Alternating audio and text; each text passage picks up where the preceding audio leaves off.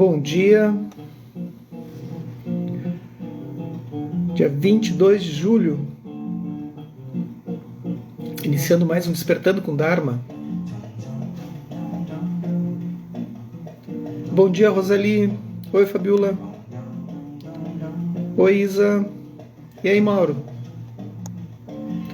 Bom dia, Grazi.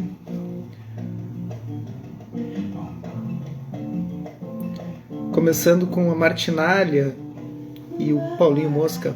Bom dia, Rosana.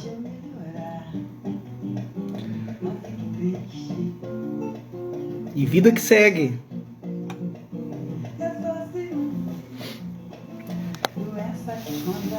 Tudo bem com vocês? Começando mais um Despertando. Adoro a Martinalha, essa música se chama Entretanto. Bom dia, Cris.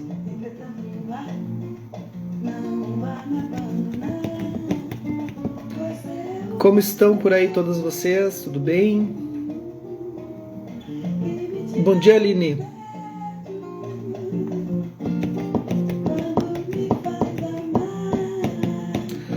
Novamente frio aqui no sul, 2 graus.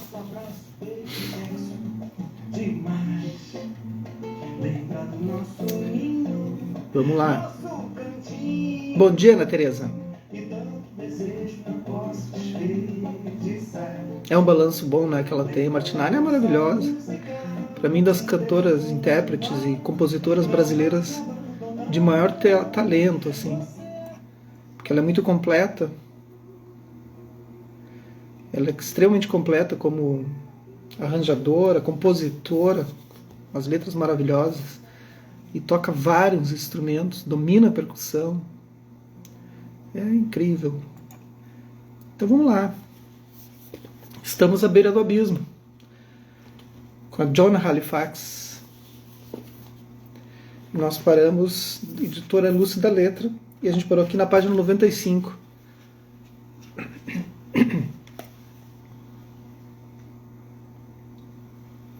Quem é que adquiriu aí o livro da Lúcia da Letra? Levanta a mãozinha. Quem não adquiriu, adquira. Esse é um livro bom para a gente praticar. Então, ontem a gente parou aqui na estimulação empática. Vários anos antes dessas experiências com a Che, a psicóloga social Nancy Eisenberg participou comigo de um diálogo do Mind and Life Institute em Washington, que é um instituto que o Dalai Lama financia, uma galera financia. Com sua santidade, olha aí quanta gente, olha só, Rosali, o Mauro, Isadora, é isso aí.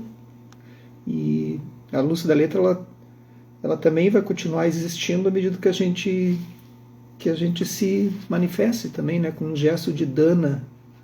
Dana é generosidade.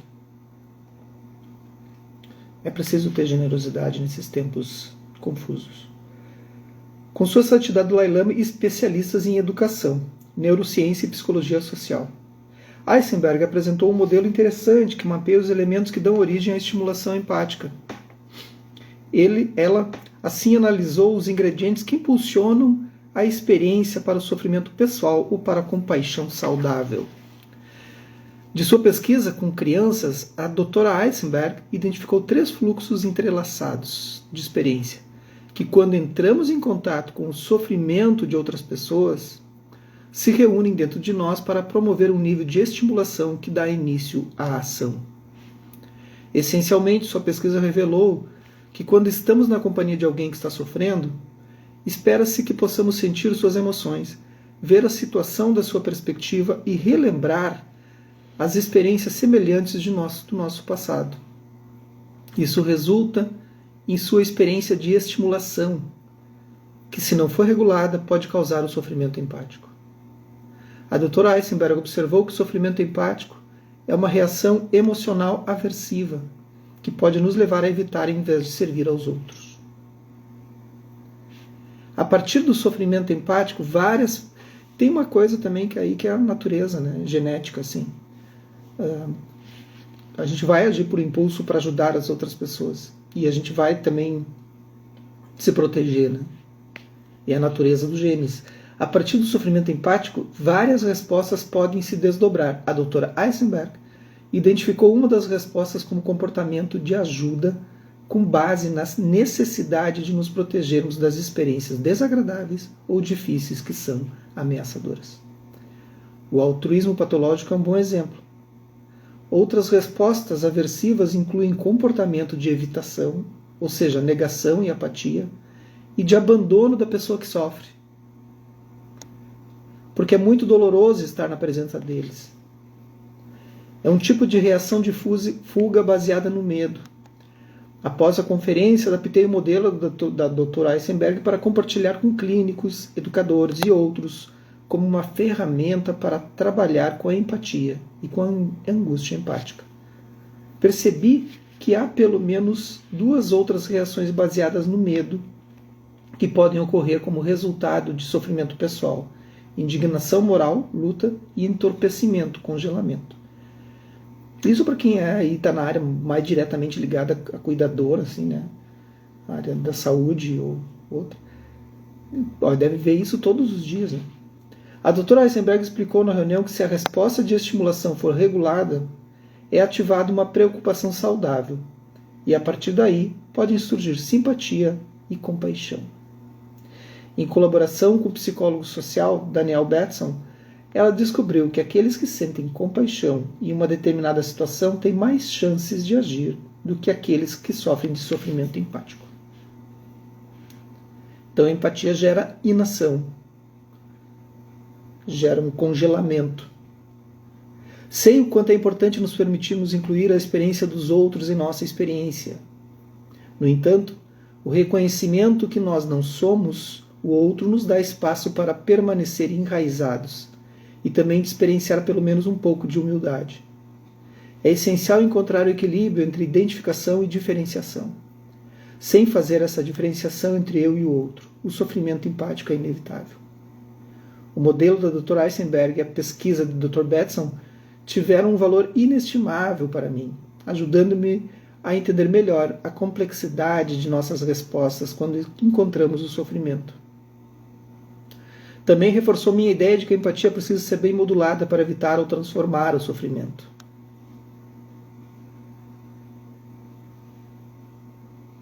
E junto do sofrimento vem a ideia da impermanência, né? Estava me ocorrendo assim, que às vezes as pessoas não percebem o quanto, ou a gente não percebe, ou as pessoas não percebem o quanto a gente está sofrendo. E aí entra o ensinamento máximo assim, né, do budismo nesse caso, né, um dos selos do Dharma, né? Então, um dos selos é que o sofrimento existe, né? A insatisfação existe, que é dukkha. O outro selo é a existência desse, não existe um eu e o outro, né?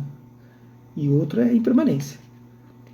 Então, quando a gente se dá conta assim que as pessoas não veem o quanto certas atitudes e gestos que fazem conosco vão nos fazer sofrer, nos causar dor, o que a gente não consegue fazer com que a outra pessoa perceba que a gente está sofrendo. O que a gente pode contar é com o tempo. É com o tempo, porque a impermanência ela está ali. Ela está ali. E o karma também, né? Então a gente tem que há um pouco de esperança nesse contexto assim da impermanência. Embotamento e cegueira emocional. Mas, às vezes, não acontece nenhuma estimulação em resposta ao sofrimento de outra pessoa. Olha aí. O poder, por exemplo, pode reduzir nossa capacidade de empatia. O poder reduz nossa capacidade de empatia. Como se o nosso cérebro... A fala dela é muito humilde, diz o Mauro, e reforça em cada parágrafo o quanto ela aprendeu com todos. É verdade, Mauro. É uma vida de muito aprendizado, assim, de muita atenção plena, de observar o tempo todo, né, o quanto cada movimento dela e o movimento do mundo e as suas ações, né, como ela vai impactando assim, a sua vida. O poder, por exemplo, pode reduzir nossa capacidade de empatia, como se nosso cérebro tivesse sofrido sérios danos. Um artigo da publicação de julho a agosto de 2017 da revista Atlantic resumiu esse tema da seguinte maneira. O historiador Henry Adams estava sendo metafórico, não médico, quando descreveu o poder como uma espécie de tumor que termina matando os que simpatizam com a vítima. Mas não é muito distante do ponto em que Decker Keltner, professor de psicologia de Berkeley, chegou depois de anos de experimentos de laboratório e de campo. Em estudos que duraram 2 décadas, ele descobriu que os sujeitos sob a influência do poder agiam como se tivessem sofrido uma lesão cerebral traumática. Tornavam-se mais impulsivos, menos conscientes dos riscos e, o mais importante, menos hábeis em ver as coisas do ponto de vista de outras pessoas. Eu acho que das maiores cegueiras, para mim, assim, das maiores cegueiras que o ser humano atingiu e das maiores tristezas e estados confusos, não lúcidos, é o poder. Eu acho que o poder, de uma certa forma, é o mal, não o mal do século, o mal do ser humano. Assim. Tu tá numa posição em que tu não consegue perceber que poder, seja qual for que tu tiver, ele sempre será num sentido de comparação. Porque o poder ele vai sempre te colocar num posicionamento de eu sou melhor. E isso é no mínimo ridículo. Então eu vejo muito isso, vi muito na minha profissão como arquiteto, e esse contexto assim de chegar em centenas de hospitais que eu já trabalhei, já projetei dezenas de hospitais pelo Brasil inteiro. E eu estar sentado em salas de reunião assim com médicos extremamente arrogantes e com um poder transitório, etéreo, que está ali no ar, e eu ficar olhando para aquilo assim. E muito triste, né? Porque isso faz com que todo o resto das engrenagens à sua volta não se movimente, porque ninguém se movimenta à base de chibatadas ou qualquer coisa. Eu vi aquilo acontecendo. Então o poder, ele realmente é, como ela diz aqui, é uma cegueira, um embotamento que freia qualquer posicionamento, né, na vida. Há também a cegueira emocional, a incapacidade de ler nossas próprias emoções e a dos outros. A neurocientista Tânia Singer e seus colegas pesquisaram um transtorno relacionado do autismo conhecido como alexitimia, caracterizado por dificuldades em reconhecer ou descrever as emoções e os processos viscerais. Pessoas que sofrem de alexitimia também têm dificuldade de distinguir as emoções dos outros. Os trabalhos nessa área confirmaram que eu havia sugerido ao trabalhar com médicos que nossa capacidade de perceber nossa própria experiência somática poderia estar relacionada à nossa capacidade de perceber as experiências emocionais e físicas de outras pessoas. Por outro lado, a incapacidade de perceber nossos próprios processos viscerais pode estar ligada a uma capacidade reduzida de empatia. Em outro estudo importante, Tânia e seus colaboradores descobriram que o ato de nos conectarmos aos nossos próprios processos viscerais, frequência cardíaca, respiração, ilumina as redes neurais associadas à empatia. Então, aquele trabalho todo que a gente faz no finalzinho, ali 2, 3 minutos, da gente observar a respiração, a frequência cardíaca, a gente está tendo, na verdade, uma autocompaixão, né? Está observando. Esse estudo, em particular, sugere que a capacidade de focar nossa experiência somática, então tudo aquilo que a gente está presenciando no nosso corpo, enfim, uma habilidade que os meditadores podem desenvolver em graus bem elevados, pode, por sua vez, nutrir nossa capacidade de sermos mais empáticos.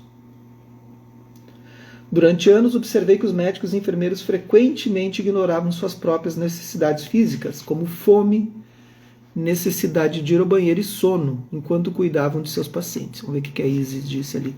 Ontem eu vi um atendimento médico que me deixou emocionada. O médico estava atendendo e avaliando um paciente quando disse que ele precisava tirar os sapatos. Então agachou, pediu licença, desamarrou-os. É muito massa. Isso é muito bonito mesmo. Muito legal. Vai ter umas cenas aqui para frente no livro, Isis, em que ela vai narrar quando eles lavam os pés dos aldeães no Nepal, no Himalaia. E aí eles ali tem profissionais de tudo que é área, assim, voluntários, né? E esses nepaleses, enfim, eles vêm caminhando, né, pelas montanhas para ser atendido. no centro de Paia lá, vai estar aqui no livro, eu já vou adiantando, dando spoiler. E o pessoal se abaixava e lavava os pés com todo carinho, assim, muito cuidadosamente. Os pés machucados, os pés, né, sujos. Além disso, muitos compartilham comigo que em seu treinamento eles eram basicamente desencorajados de serem empáticos. Não era profissional. No entanto, ao mesmo tempo, eles sabiam que não se conectavam realmente com aqueles a quem estavam servindo. E se sentiam desconfortáveis com essa forma de praticar a clínica. Ao ouvir isso com tanta frequência, percebi que talvez fosse importante oferecer às pessoas habilidades para desenvolver uma empatia saudável. Graças às descobertas sobre a relação entre consciência somática e empatia, modifiquei o currículo do programa de treinamento dos médicos do Paia e incluí um componente mais robusto da prática física e da sintonia com o corpo, a fim de aumentar a capacidade da empatia saudável. Então eu vou ler, gente, eu sei que vocês estão lendo, mas para que vai ficar gravado, então eu vou ler, porque depois não aparecem esses textos que é comentado aqui. Então a Isis colocou, era uma pessoa muito pobre e humilde, e estava desde 2017 tentando atendimento médico para um problema grave. Isso não tem nem o que dizer. Infelizmente, vocês não sabem como é que funciona o sistema. Não sabem mesmo. Eu que estou aqui desse outro lado, fazendo projetos, é só cliente, gente. Não existe ser humano. É uma empresa. O hospital é uma empresa. Esqueça. Nem vou entrar nesse detalhe. Por que eu fui me afastando tanto assim, de projetar? Né? Projeto muitos hospitais ainda. Mas é muito triste. Nem vou entrar. Entre o presente e a invasão. Em The Empathy Exam, Leslie Jamison escreve: a empatia está sempre em um frágil equilíbrio entre o presente e a invasão.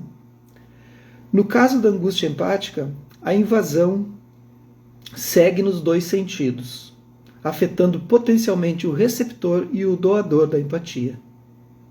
Não ter limites claros entre o eu e o outro pode causar danos a ambas as partes. Ao mesmo tempo, se nossos limites entre o eu e o outro criarem muita distância, podem objetificar o outro ou perder nosso senso de cuidado. O limite é uma coisa difícil de colocar, né?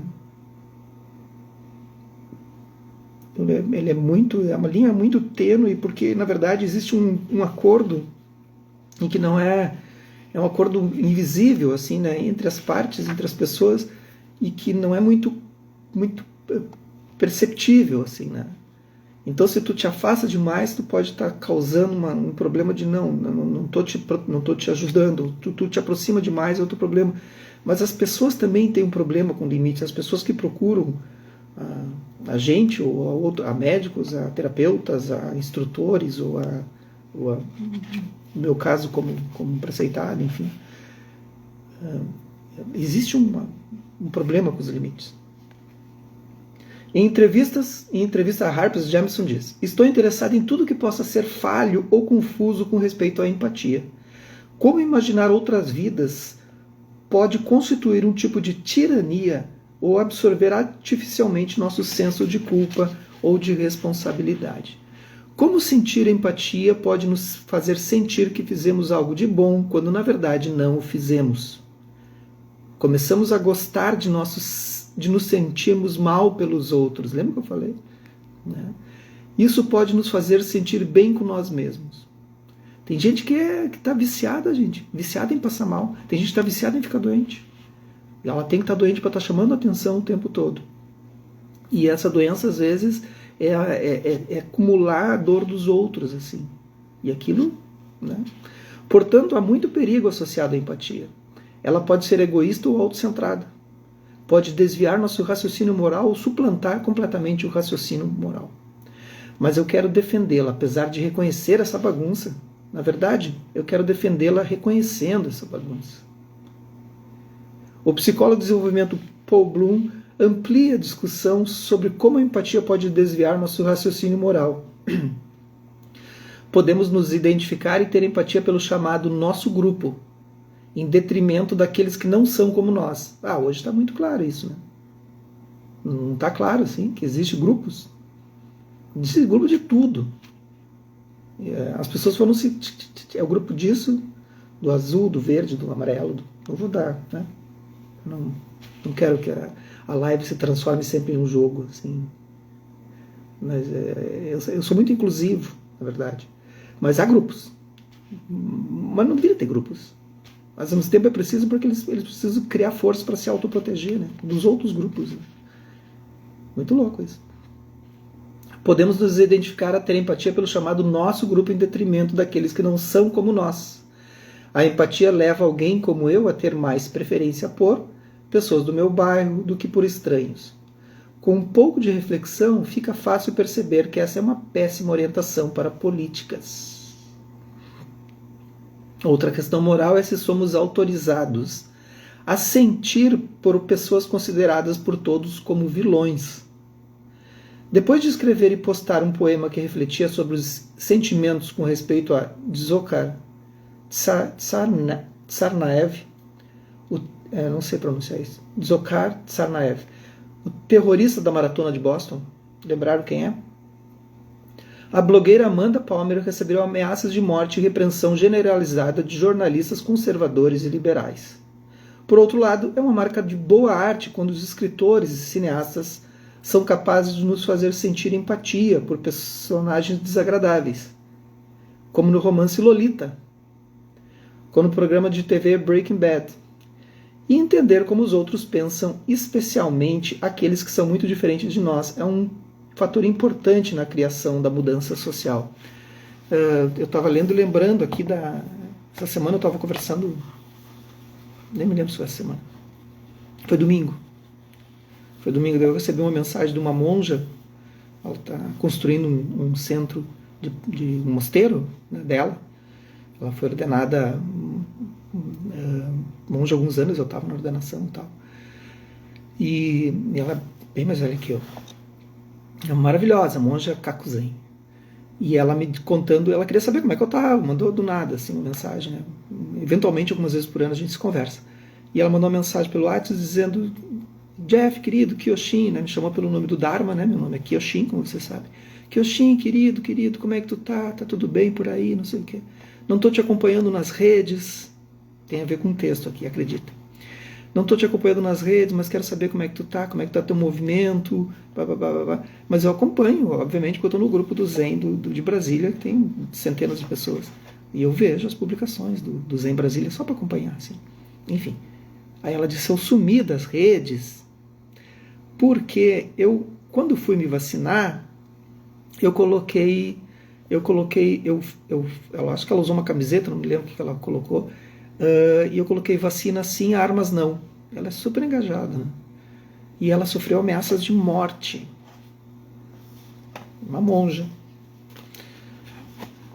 Ela deu uma provocadinha, né? Então, grupos, né? E ela sofreu ameaças de morte. Ela disse que aquilo se estendeu de uma forma absurda, assim.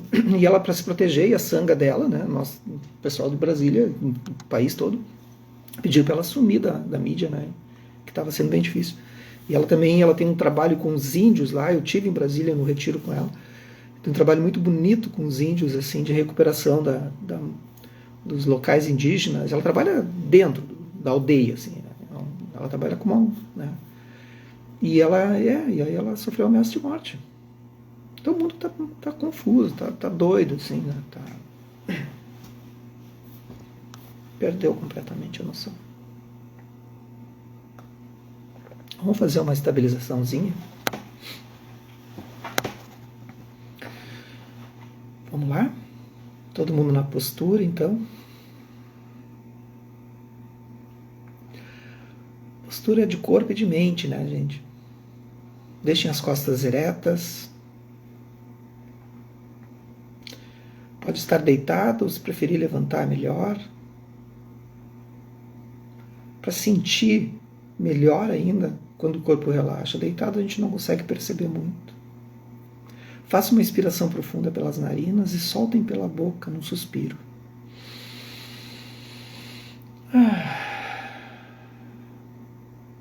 Se precisar fazer mais de uma, faça.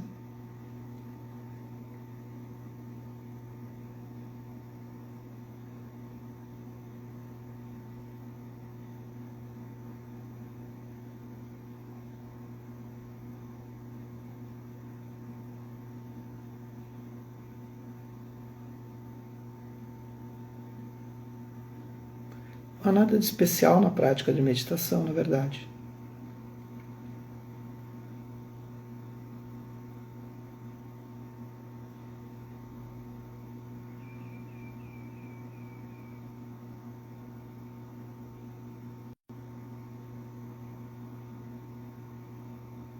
A prática sustentada de meditação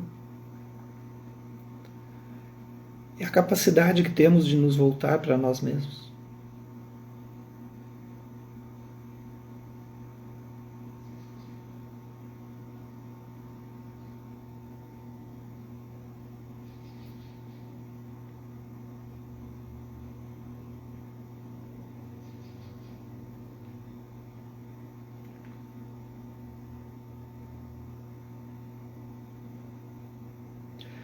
Creio que essa busca incessante por construirmos um mundo, uma realidade fora de nós e reconstruirmos a todo instante através dos nossos sentidos físicos.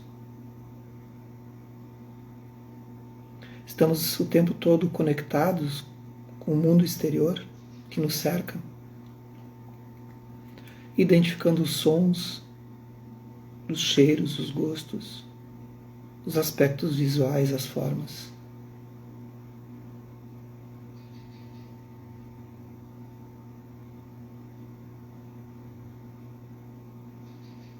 E esquecemos que tudo isso são só janelas.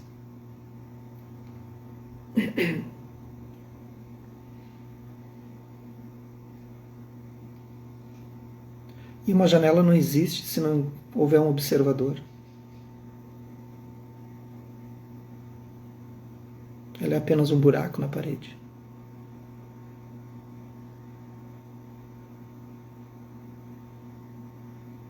A janela se torna janela quando o observador está olhando e ele olha através de um ponto de vista que é interno.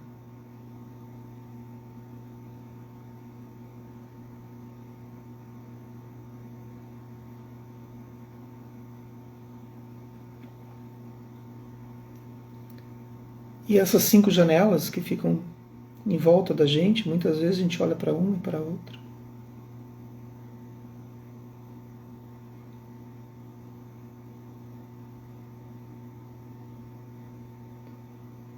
Imaginando que a realidade está lá fora, que tudo aquilo que a gente está vendo está sendo construído lá fora, mas na verdade é aqui dentro.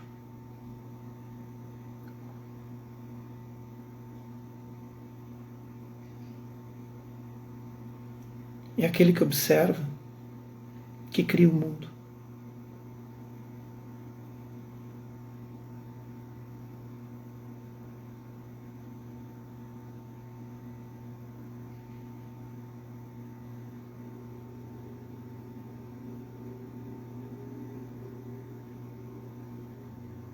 E a gente fica ávido por olhar por todas essas janelas o tempo todo.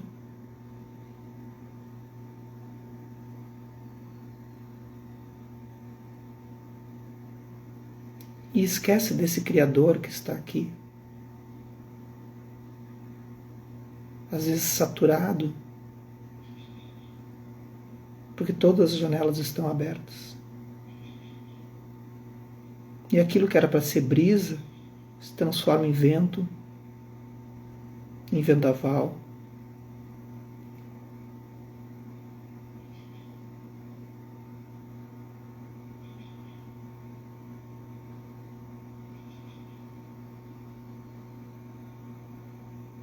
E então as imagens não chegam mais como um sopro, chegam como um tapa, e o observador não está atento.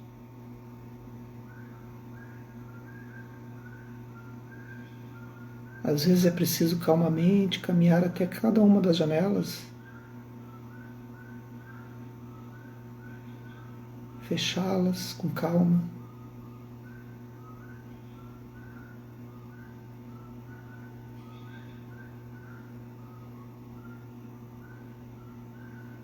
Fechando uma de cada vez, fechar os ouvidos, os sons, a visão, o olfato, o tato, aos poucos ir fechando, movimentando-se lentamente para cada uma dessas janelas.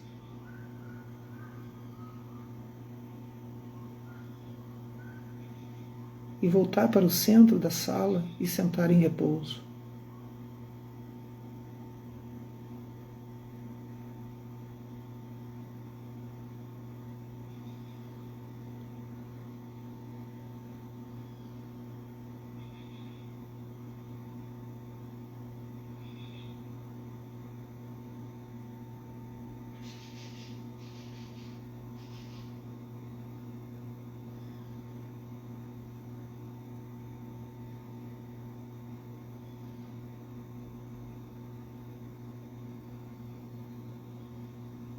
E perceber que o silêncio é bom.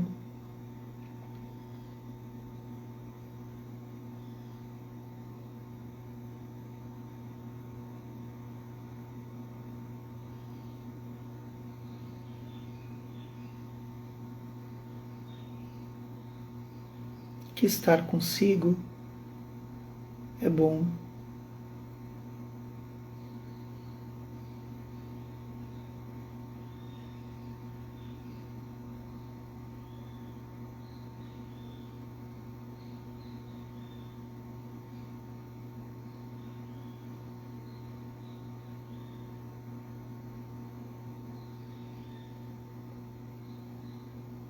E é quando comprovamos a nossa própria existência no mundo, apenas se observando, em silêncio, no ritmo da sua respiração.